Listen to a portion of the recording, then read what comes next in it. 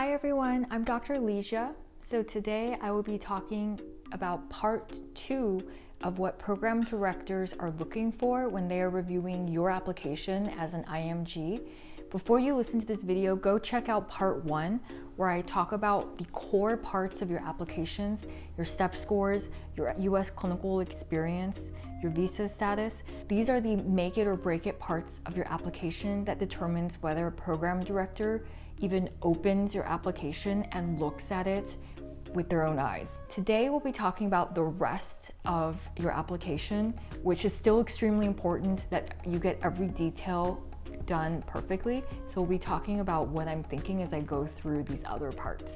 For personal info, that is just basically making sure that you are accurately, capturing all of the demographic information about yourself. This includes your ethnicity if you are okay with sharing that. And I really recommend that you do because it is very helpful for residency programs. So increasingly, residency programs are focused on promoting more diversity, equity, and inclusion in the recruitment of their residents.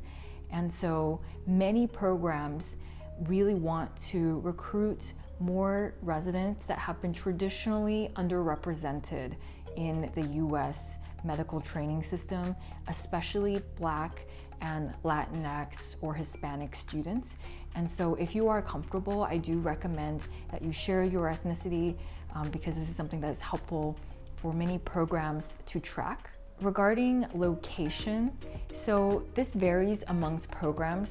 Some residency programs may give people who have ties to their region, to their community, a little bit of an advantage because this applicant may understand the patient population a little bit better. They may have a better kind of social network of support system if they were to match into that residency program where they already know people in the area. Other programs may not really care if you have ties or not, but it doesn't hurt to share the places where you've lived that you do consider your hometown. So for experiences, there's work, volunteer, and research experiences. I would say try to have a minimum of 1 to 2 longitudinal volunteer experiences or medical related work experiences lasting at least 1 or 2 years. What program directors are looking for is that you are someone who is engaged with your community, that you are someone who has organizational, communication, leadership skills that you gain from participating in these experiences. And then they're also looking to see if there is a commonality in shared values based on the pattern of activities that you've done and the residency program's own mission and core values. So what I mean by that is if this is a residency program that really values taking care of like an urban underserved patient population, and it shows that you spent 2 years volunteering at a methadone clinic or volunteering at a clinic taking care of patients experiencing homelessness, then you may naturally just have some shared values with this residency program in terms of taking care of vulnerable patients. Another example would be a program that is in a rural area and they see that you are someone who has volunteered doing rural health outreach in villages in your home country. So that may show as well that you are someone who is committed to caring for a rural underserved population. So those are some of the kind of values that your activities may convey to a program director. For publications, it can be helpful to have 1 or 2 publications or posters that show that you were involved in a research project that you were able to carry out from start to finish, which can be really difficult for certain projects and can show a great deal of perseverance. I think this shows to program directors that you are someone who is interested in scholarly activity and that you have that determination and perseverance to carry a project through. This is my own personal preference, so take it with a grain of salt.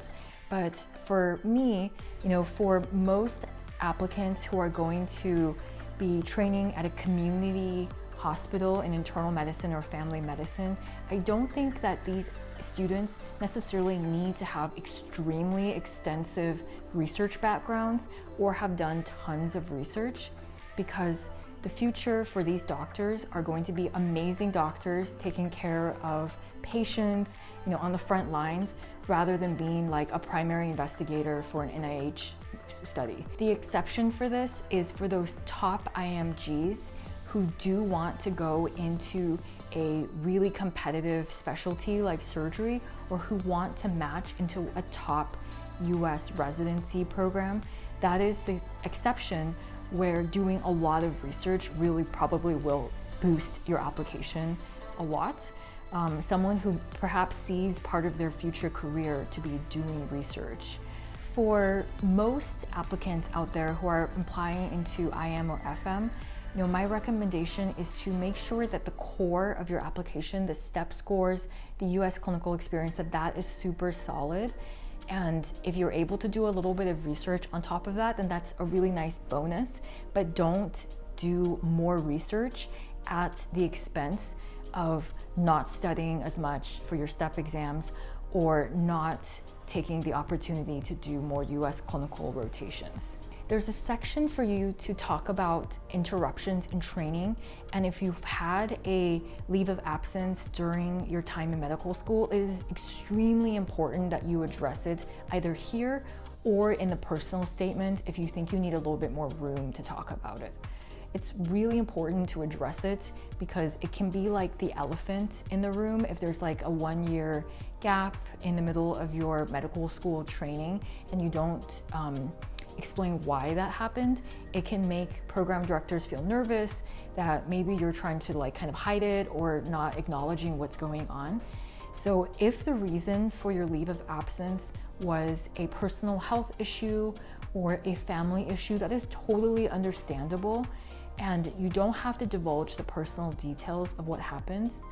Many times applicants do share what they learned from that experience, because it is something that helps reinforce their desire to go into medicine. If the reason for your leave of absence was having to take time to retake a STEP exam or to retake a course, to do remediation for a course that you failed, it is really, really important for you to address if there were any extenuating circumstances around maybe why you initially failed that course, if there were any, and what you learned from this experience that's making you a stronger applicant now, despite having failed in the past. For hobbies, please do feel free to share your true hobbies that you have. You never know which of your interviewers might have a hobby in common with you, and it can be such a nice conversation starter. Your hobbies is just kind of like a nice part that humanizes the application.